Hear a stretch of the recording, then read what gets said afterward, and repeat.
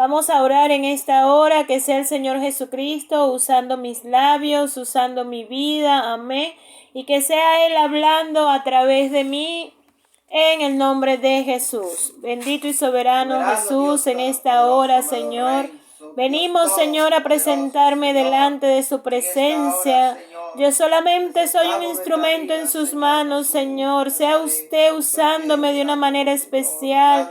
Lléneme de su gracia y de su unción, Señor, para que a través de mí su palabra pueda fluir, pueda correr, tocar corazones, Señor Jesucristo. Obra en esta hora, Señor, en cada uno de mis hermanos. Abra sus oídos espirituales, Señor, para que puedan escuchar su voz audible, Dios mío, y lo que usted tiene para cada uno de nosotros, Señor. En su nombre santo, mi Jesús, bendito seas por los siglos de los siglos. Amén. Bendito el nombre de Jesús. Vamos a abrir las Biblias en el libro de Efesios, capítulo 3, verso 13. Estamos hablando bajo el lema Familias unidas perseverando en los principios cristianos. Amén. Dice en el nombre de Jesús: por lo cual pido que no desmayéis a causa de mis tribulaciones por vosotros, las cuales son vuestra gloria. Por esta causa doblo mis rodillas ante el Padre de nuestro Señor Jesucristo, de quien toma nombre toda familia en los cielos y en la tierra, para que os dé conforme a las riquezas de su gloria, el ser fortalecidos con poder en el hombre interior por su espíritu, para que habite Cristo por la fe en vuestros corazones, a fin de que arraigados y cimentados en amor, seáis plenamente capaces de comprender con todos los santos cuál sea la anchura, la longitud, la profundidad y la altura, y de conocer el amor de Cristo que excede a todo conocimiento, para que seáis llenos de toda la plenitud de Dios. Amén. Pero no solamente para que seamos llenos. Efesios 3, del 13 al 19. Pero no solamente para que seamos llenos nosotros, amén, sino como dice en el versículo 15, de quien toma nombre toda familia en los cielos y en la tierra. Amén. Que sea su familia, que sea mi familia, que tome el nombre del Señor Jesucristo. Amén. Investigando qué significaba la palabra principios, encontré que significa valores, tradiciones o cultura, y también manera de vivir. Ahora bien, estos principios los va a regir la doctrina y van orientados a agradar a Dios. Estos se conocen a medida que estrechamos nuestra relación personal con el Señor. Y hay una regeneración espiritual, es decir, un nuevo nacimiento en nosotros que nos permite conocer y comprender esos principios y asimismo practicarlos. Amén. Es importante entender, comprender cuáles son los principios del Señor que nosotros debemos vivir, compartir. Ahora bien, no se trata solo de conocerlos nosotros, sino, como les decía al principio, alinear estos principios con nuestra familia en el cumplimiento de ellos. Por lo que cada miembro debe entender, desde los más pequeños hasta los más grandes, cuál es la función que tiene dentro del núcleo familiar y qué es lo que el Señor desea para cada uno de nosotros. Pero es nuestra responsabilidad como padres enseñarle a nuestros hijos, a nuestros jóvenes, cuáles son los principios que debemos practicar. Amén. La familia fue constituida por Dios y se fundamenta en el esposo, la esposa y los hijos. Aunque en cierto modo también se incluyen los abuelos, los tíos, los primos, los sobrinos, amén, Muchas veces porque habitamos bajo el mismo techo y otras veces porque tenemos lazos tan estrechos que también van incluidos en ese núcleo familiar, aunque no es el principal. Entonces cada uno de ellos debe involucrar su compromiso en esos principios bíblicos, en esa práctica de los principios, amén. ¿Por qué? Porque nosotros determinamos cómo se va a vivir en nuestro hogar. Va a depender de los esposos, que son los responsables de cómo llevar el hogar. Amén. Vamos a ver qué dice Efesios 5, versículos 22 y 23.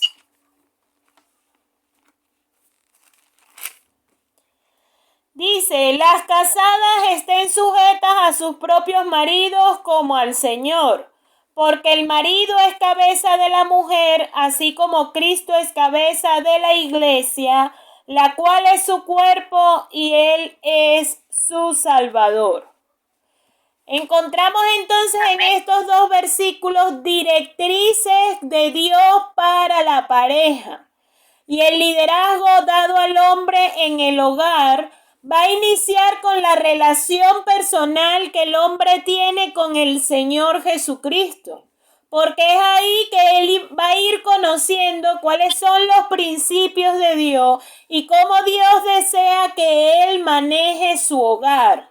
Amén. Entonces, de esa manera, él va a poder instruir a su esposa, a sus hijos, para que todos vivan en la disciplina y amonestación del Señor.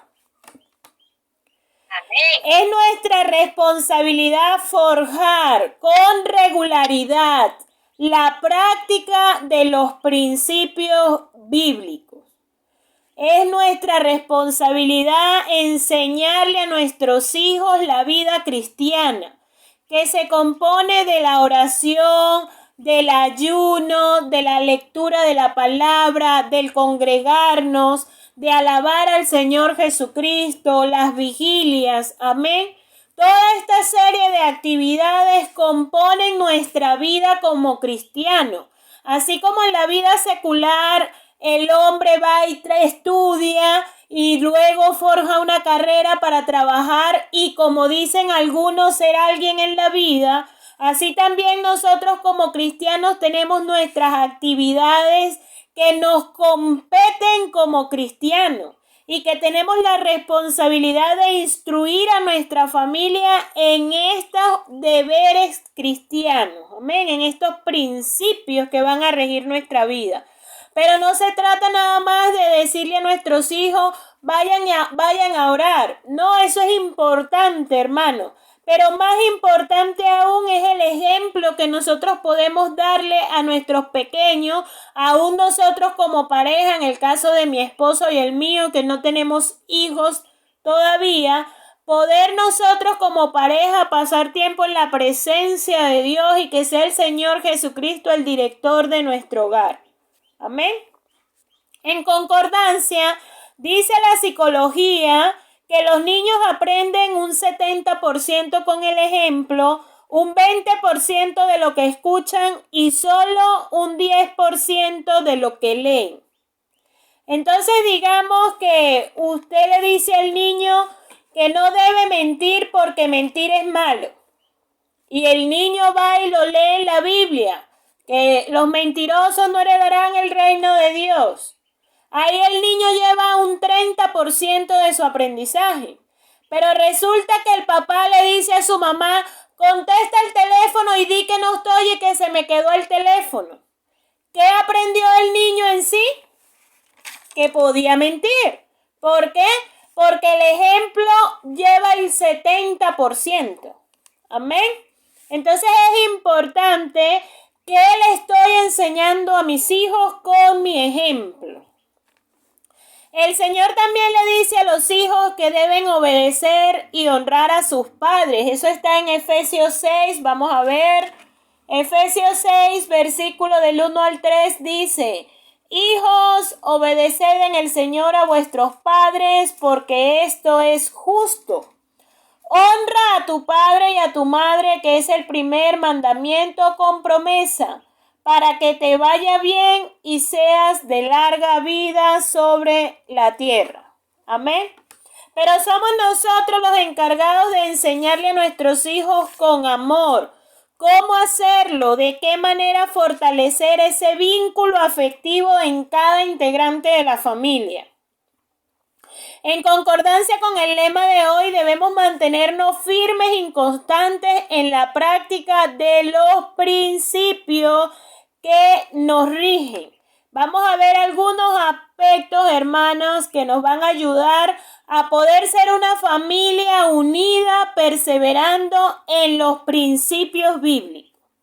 El primer principio es adoración a Dios. Y no es adoración, no me refiero al que estemos cantando todo el día. No, ¿eso es bueno? Sí. ¿Y Dios se goza en medio de la alabanza de su pueblo? Sí. Pero aquí nos referimos a la adoración, es a ese tiempo íntimo y familiar que debemos tener en la presencia de Dios. O sea, ese tiempo de oración que tenemos nosotros, pero que también debemos enseñar a nuestros hijos. Y en esto quiero contar un testimonio de unos hermanos en Venezuela. El papá, el hermano que ya descansó en el Señor, bueno, ambos padres ya descansan en el Señor, pero sus hijos decían en una oportunidad, estando ellos jóvenes, tendrían alrededor de 17 años más o menos, si no me equivoco, y uno de sus hijos decía que si algo había impactado su vida cristiana, era que su papá todas las noches a las 3 de la mañana los levantaba a todos. Ellos son 3, 4, 6. Dos de ellos vivían aparte, los 3 menores vivían con ellos y su hermano mayor estaba casado y vivía en un anexo al lado de su papá, pero ese anexo tenía entrada por la casa de su papá. Y entonces su papá no solamente llamaba a los 3 menores, sino que iba y le tocaba la puerta a su hermano mayor, y él también debía ir al tiempo de oración con su familia. Entonces él llamaba a su familia y se reunían todos en la sala. A las 3 de la mañana, hermanos, donde el sueño es más profundo y uno no quiere despegarse de esa cama. Y ay de aquel que se quedara dormido en la oración. Alargaban el tiempo y llevaba un chicote.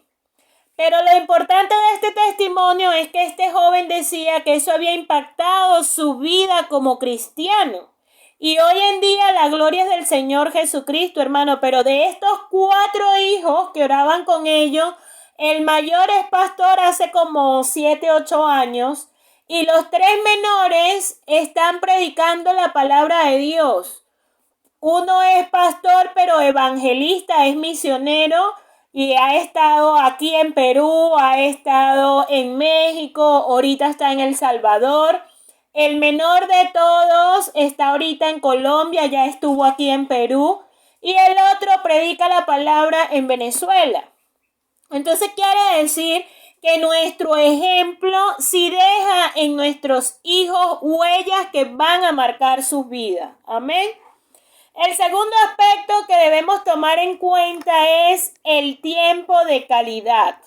Es ese tiempo que nosotros debemos disponer donde se pueden realizar conversaciones que nos van a ayudar a aclarar dudas y que se expliquen diferentes matices de la faceta que cada uno debemos presentar. Amén. A veces los jóvenes tienen dudas, a veces uno como esposa también puede tener ciertas dudas, y qué rico tener la capacidad y la oportunidad de poder conversar con nuestra familia.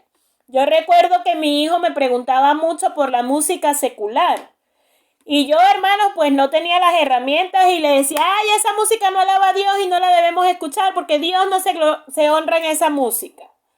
Pero para mí el año pasado fue de impacto en uno de estos talleres que estábamos dando, donde el hermano John Todd nos dio ciertas respuestas que podíamos darle a nuestros hijos de por qué nosotros no debíamos escuchar la música secular.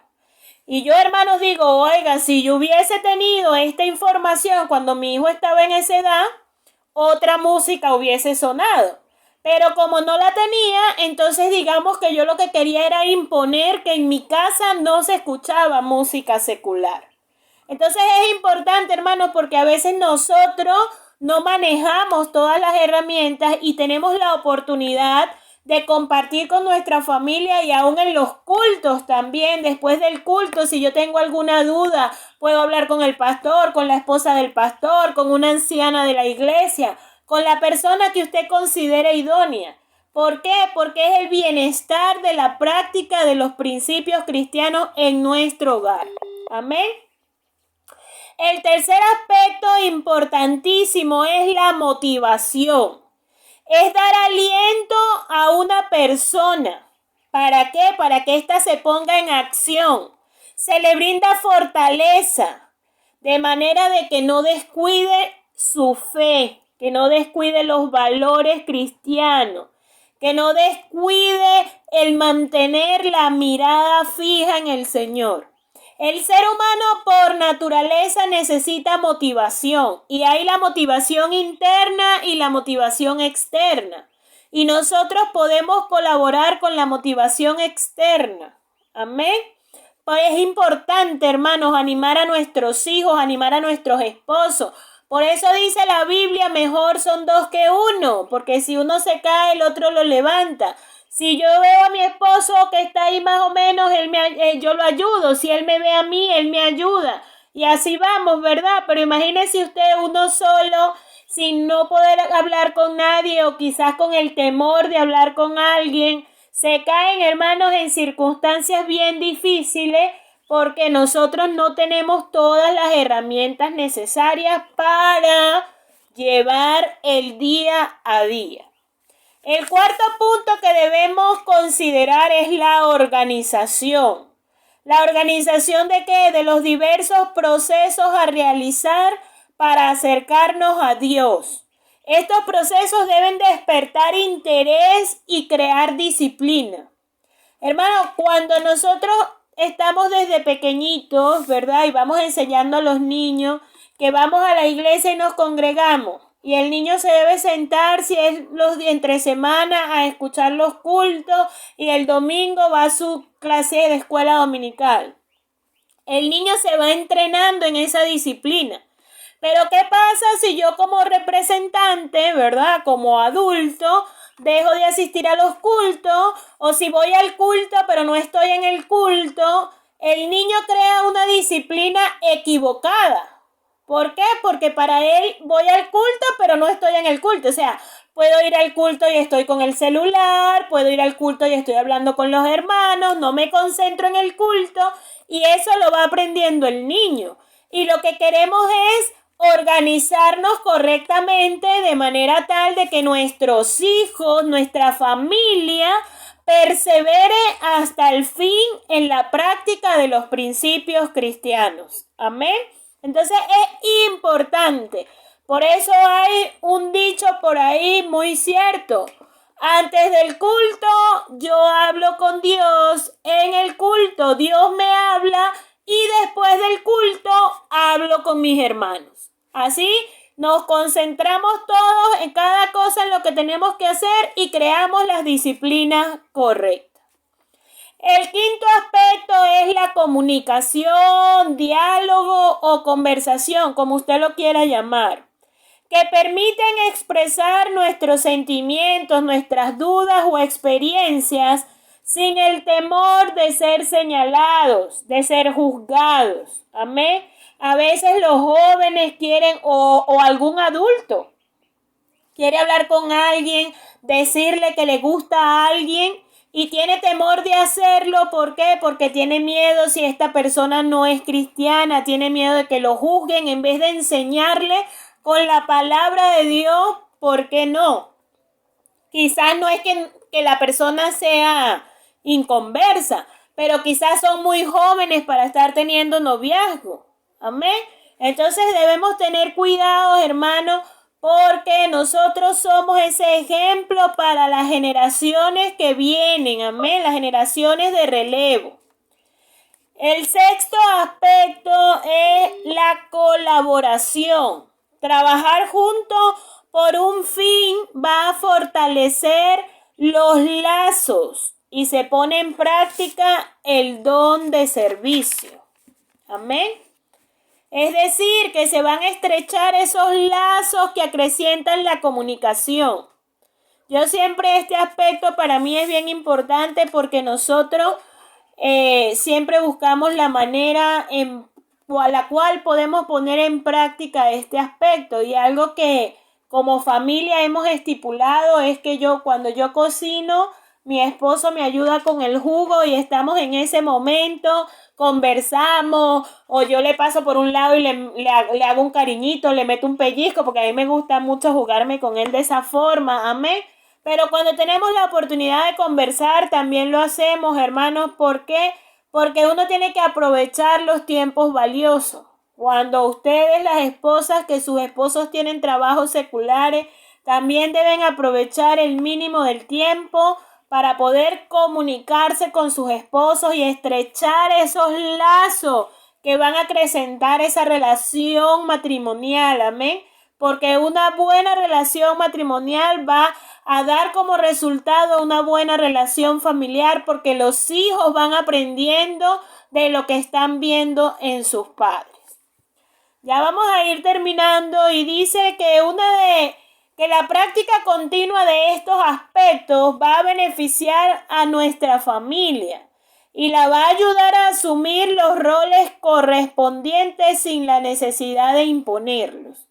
Cuando nosotros vamos educando a nuestra familia, los vamos enseñando, amén, a través de estos diferentes aspectos, cuáles son esos principios cristianos, vamos permaneciendo en unidad para poder poner en práctica, hermanos, vamos a tener un hogar bendecido. Y termino con esta frase que dice: el secreto de una buena vida familiar es cultivar la relación de la familia con Jesús. Repito, el secreto de una buena vida familiar es cultivar la relación de la familia con Jesús. Siempre les he comentado, y no es un secreto para nadie, que mi hijo no es cristiano, pero trato en la medida de lo posible siempre hablarle de lo que Dios quiere, y estoy segura que mi hermana Reinelda lo hace, que mis hermanos lo hacen, porque esa es la labor de nosotros como padres, hablarle a nuestros hijos de lo que Dios desea. Amén. Dios hace la obra, ciertamente, pero nosotros también debemos hacer nuestra parte. Amén. Bendito y soberano Jesús de Nazaret, glorioso Dios, en esta hora queremos darte gracias, Señor, por tu palabra, Dios mío. Sea usted ayudándonos a poder poner estos aspectos en obra, Señor, para que nuestra familia pueda permanecer unida, Señor, cada día de nuestras vidas, practicando los principios, Señor, que usted nos ha dejado, oh Santo de Israel, para que podamos ser una iglesia santa, sin mancha, Señor, y verte cara a cara, Señor Jesucristo. Oh Dios, te presento cada una de nuestras familias, Señor Jesús, en tu santo nombre, mi Dios, bendito eres por los siglos de los siglos. Amén.